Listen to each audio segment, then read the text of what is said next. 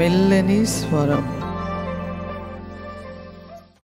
Good morning, praise Lord. మెల్లని స్వరం అనే ఆత్మీయ కార్యక్రమానికి ప్రేమతో మిమ్మల్ని ఆహ్వానిస్తున్నాను. ఎలా ఉన్నారు దేవుని బిడ్డలారా? బాగున్నారా? ఉదయకాలం లేచారా? బైబిల్ చదివారా? దేవునితో మాట్లాడుతున్నారా? సంతోషంగా ఉన్నారా? ఎందుకు సంతోషంగా ఉన్నారా అని రోజు అడుగుతున్నారు సిస్టర్. మేము చాలా బాధలో ఉన్నాం, కష్టాల్లో ఉన్నాం, ఇటు చూసినా ఏం కనబడట్లేదు అని ఇట్లాంటివి ఏమని చెప్తారా? చెప్పకండి. ప్రభు మనల్ని ఆశీర్వదిస్తున్నాడు. మరి మీ మాటలు అలా ఉంటే ఆశీర్వాదం ఆగిపోతుంది కనుక స్తోత్రం చెప్పండి. ప్రభా, ఇదిగో ఈరోజు లేదు కానీ నువ్వు చాలా గొప్ప దేవుడు అయ్యా, నువ్వు నన్ను ఈ స్థితిలో ఉంచవు, నన్ను ఆశీర్వదిస్తావు, నాకు చేసిన వాగ్దానాలు నెరవేరుస్తావయ్యా, నేను నమ్ముతున్నాను ప్రభా. చూడండి, అడవిలో ఉన్న దావీదుకి ఏం ఆశ ఉన్నదండి? ఏం లేదు, కానీ ప్రభును స్తుతిస్తూ ఉన్నాడు. నిజంగా ఆయనకు రాజు అవుతాడనే ఒక ఆశ లేదండి, అట్లాంటి తాటు కూడా ఆయనకు లేదు.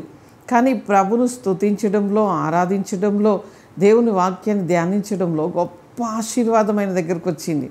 గొప్ప, ఆయన ఊహించలేని కార్యం కదా. యెషయా కుమారుల్లో చాలామంది జ్ఞానవంతులు ఉన్నారు, విద్యావంతులు ఉన్నారు, బుద్ధిమంతులు ఉన్నారు, విద్య ప్రావీణ్యం కలిగిన వారు అందరినీ పక్కకు పెట్టాడండి. దేవుడు చూసారా, దావీదు దగ్గరికి పోయాడు. దావీదు దగ్గరికి పోయి దావీదుని తీసుకొచ్చి సింహాసనం మీద కూర్చోబెట్టాడు. నిన్నే సింహాసనం మీద కూర్చోబెడతాడో, నీకు ఏ ఆశీర్వాదం ఇస్తాడో నాకు తెలియదు, కానీ ఖచ్చితంగా నిన్ను ఆశీర్వదించబోతున్నాడు. ప్రభు నిన్ను ఒక ఉన్నతమైన స్థాయిలో కూర్చోబెట్టాలని నాకు ఆశ, నిన్ను హెచ్చించాలి, నీ కుటుంబాన్ని హెచ్చించాలని నాకు ఒక తృష్ణతో ఉన్నాడు. కనుక ఆయన వైపే చూడండి. ఈరోజు దేవుడు మనతో మాట్లాడనైన వాగ్దానం యెషయా గ్రంథం 44వ అధ్యాయం 3వ వచనాన్ని చదువుకుందాం. నేను దప్పిగల వారి మీద నీళ్లను, ఎండిన భూమి మీద ప్రవాహ జలమును కుమ్మరించేదను, నీ సంతతి మీద నా ఆత్మను కుమ్మరించేదను, నీకు పుట్టిన వారిని నేను ఆశీర్వదించేదను. ఏం చేస్తాడట ప్రభు అంటే, నీకు పుట్టిన వారిని ఆశీర్వదిస్తాడట. ఎంత మంచి దేవుడు అండి మన దేవుడు కదా. ఈరోజు దప్పితో ఉన్నావా? ఆకలితో ఉన్నావా? కన్నీటితో ఉన్నావా? వేదనతో ఉన్నావా? అయ్యో నా పరిస్థితి ఏంటి అనుకుంటున్నావా? నీ మీద ఆశీర్వాదమును కుమ్మరిస్తాడట. నీకు పుట్టిన వారిని ఆశీర్వదిస్తాడు, నిన్ను ఆశీర్వదిస్తాడు. నువ్వు ఎక్కడ ఆశీర్వాదం లేక ఇబ్బంది పడుతున్నావో, వేదన అనుభవిస్తున్నావో, నీ వేదన కాలం కొట్టివేయబడుతుంది.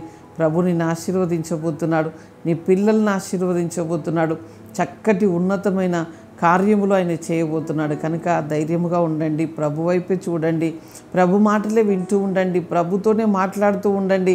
ఆయన మాటలు వింటూ ఉంటే మన జీవితంలో గొప్ప విశ్వాసం వస్తుందండి.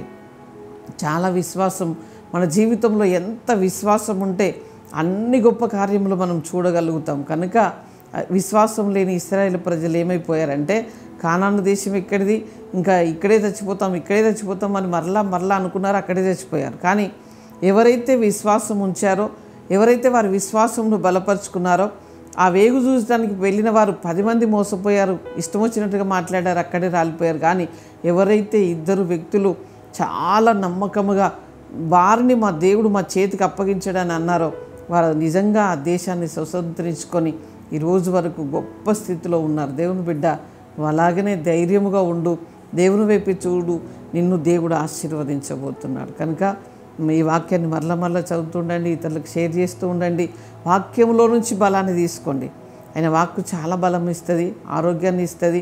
అదొక ఔషధంలాగా పనిచేస్తుంది, ఒక ఆహారంలాగా పనిచేస్తుంది, ఒక దీవెనలాగా పనిచేస్తుంది, ఒక ఊటలాగా పనిచేస్తుంది.